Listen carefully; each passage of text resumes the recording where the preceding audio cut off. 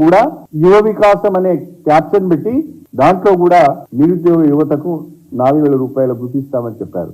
కానీ నిండు శాసనసభలో ఆర్థిక శాఖ మంత్రులు చెప్తారు మేము అసలు హామీని ఇవ్వలేదు అని. ఇంతకంటే దుర్మార్గం ఇంకొకటి ఉండదు.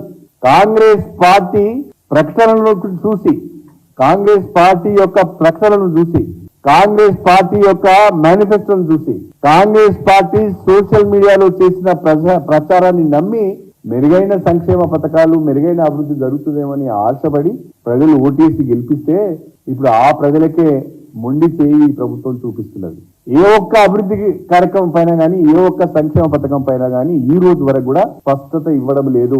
రుణమాఫీ చేస్తాం, ఫలానా రోజు నుంచి చేస్తాం, రైతు బంధు చేస్తాం, ఈ రోజు లోపల పూర్తి చేస్తాం, గృహలక్ష్మి ఇందిరమ్మ ఇల్లు ఇస్తాం, ఈ రోజు వరకు ఇస్తాం, లేకుంటే మహాలక్ష్మి పథకాన్ని ఫలానా నెల నుంచి అమలు చేస్తాం. ఏ